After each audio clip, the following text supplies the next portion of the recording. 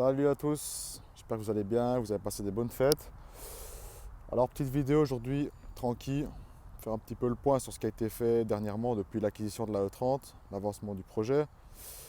Euh, Premièrement, on avait eu la peinture des jantes qui avait été refaite.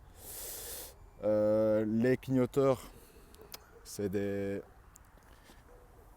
c'est du plastique en fait. J'ai dû les remplacer parce que c'était pas les mêmes et ils avaient complètement déteint, donc c'est des nouveaux aussi. Euh, le petit support de plaque aussi. Je l'ai fait faire sur mesure, je l'avais publié sur Instagram, la personne qui me l'avait fait, c'est ici en Belgique, c'est totalement sur mesure, il fait pour tout, donc je l'ai fait chez lui. Les nouveaux écussons, aussi, tout nouveau. Les anciens, la peinture était complètement partie, donc il n'y avait vraiment plus rien dessus. Ensuite, j'avais également, vous vous en souvenez dans la vidéo, changé les deux jongles de pare-brise, qui étaient complètement piqués, et, je veux dire, par le soleil, déteints. Donc c'est tout nouveau également. Également l'antenne qui a été changée, remplacée par une antenne manuelle, parce que l'ancienne était électrique mais ne fonctionnait plus du tout et le moteur n'était même pas d'origine. Donc j'ai remis une antenne manuelle, c'est beaucoup plus simple. Les petits logos Instagram tant qu'on y est. J'avais également fait un traitement pour le béquet parce qu'il était, c'est une sorte de mousse, mais il était complètement sec en fait, aussi par le soleil. Donc il y a un petit traitement en fait, tout simple.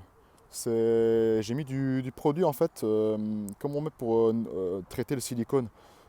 Les joints, justement, c'est un produit à base de silicone pour ne pas le rendre gras, comme mettre WD-40 ou quoi, ça sert à rien.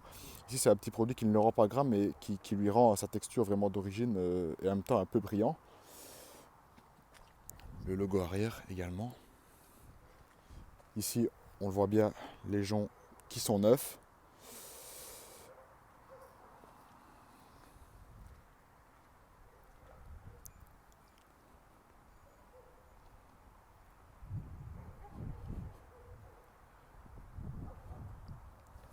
Le reste se passe à l'intérieur.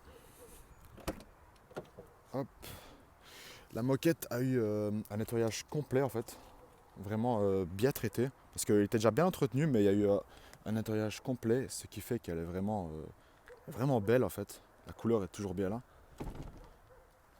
Le volant, je ne sais pas si vous l'avez montré aussi en vidéo, c'est un volant MTech 1 que j'ai récupéré d'occasion parce que moi d'origine j'avais le volant, elle n'avait pas l'option en fait avec le pack M et je voulais quand même mettre le volant MTech parce que pour moi il est largement plus beau à trois branches. Euh, je l'ai eu, il était complètement, je veux dire, complètement ravagé, quoi. Il n'y avait plus de piqûres, enfin tout était vraiment défoncé. Alors je l'ai fait refaire chez un sellier en fait, près de chez moi, à l'heure. J'ai racheté aussi la bague du volant M en fait, parce qu'on peut la revoir chez BM toute neuve.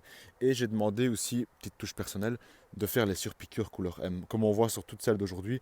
Mais je trouvais que ça allait rajouter une petite touche un peu perso dedans, qui n'y avait pas d'origine.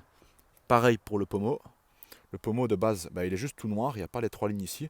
J'ai dû le commander sur eBay parce que chez BMW, on ne sait plus l'avoir neuf. En fait, c'est comme les nouvelles, c'est ovale, pas rond comme ça. Donc, parce que c'est le modèle pour E30 et pour E28. Et je pense E24 aussi. Donc, j'ai trouvé sur eBay. Donc, c'est bien aussi. La radio, en fait. La radio, c'est. Il n'y avait pas de radio, en fait, de base. Donc, mais elle a les baffles, elle n'a pas de radio.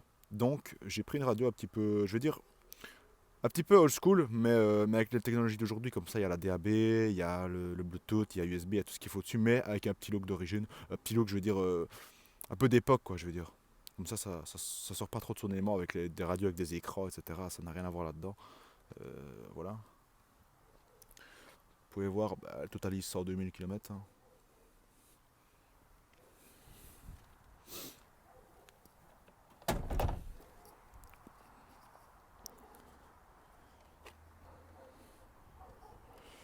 J'avais également changé le couvercle de la boîte à fusil parce qu'il était un peu cassé et rayé, il n'était plus isolant. Donc il y a un joint dedans qui fait exprès pour ne pas que l'eau s'infiltre. Il n'était plus dedans. Euh, Isolation aussi thermique au niveau du capot. Bon, ça, on peut les avoir neufs chez BM. Je les ai repris là-bas. Elle a eu un petit nettoyage aussi niveau moteur, mais c'est pas encore top. Je vais lui faire en fait un nettoyage, enfin chez un professionnel, Ça s'appelle un nettoyage cryogénique en fait. Pour ceux qui ne savent pas, vous allez voir sur YouTube. C'est à base de glace en fait. Ce n'est pas un sablage, c'est à base de glace et ça retire en fait toutes les saletés pour récupérer la matière d'origine en fait. Selon comment chaque métal ou chaque plastique est, il va récupérer comme ça et ça n'abîme pas surtout. Ça c'est très important. Également le vase d'expansion qui a été changé parce que l'ancien était tout devenu tout brun quoi. Ici donc j'ai mis un nouveau avec un nouveau bouchon. Actuellement elle est totalement d'origine. Elle a eu son réglage moteur également parce que il y avait un décalage à l'allumage qui était vraiment exagéré. Elle faisait des pets tout le temps, elle avait des trous à l'accélération, donc elle a été bien réglée. Soupape, allumage, il y a eu une révision, il y a eu également le gros entretien avec la courroie de distribution qui est une faiblesse sur ces voitures-là, surtout sur les 6 cylindres. C'est des courroies et non des chaînes, ce qui fait qu'elles sont beaucoup plus fragiles. Donc au bout de 100 000 km, généralement, même avant, il faut quand même prévoir de le faire. Mais il n'y aura pas de modification, je vais dire, vraiment esthétique, hormis les jantes, la suspension et la ligne d'échappement, qui elle devrait arriver rapidement, je pense, mais petit à petit. N'hésitez pas à mettre dans les commentaires ce que vous auriez bien vu comme modification dessus, ou de type de vidéo que vous aimeriez bien voir. N'hésitez pas à le dire dans les commentaires. Si la vidéo vous plaît, ainsi que les autres, n'hésitez pas à mettre un j'aime ou à vous abonner. Ça m'aidera un petit peu à voir si vous aimez le contenu ou pas.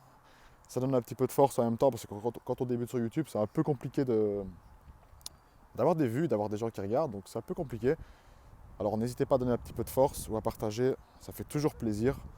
Il y a d'autres passionnés qui aimeraient bien voir ce genre de vidéos et qui malheureusement ne les voient pas sur YouTube ou qui aimeraient bien voir ce genre de voiture. Alors n'hésitez pas à partager, à faire tourner la vidéo, ça fera plaisir. Et à une prochaine!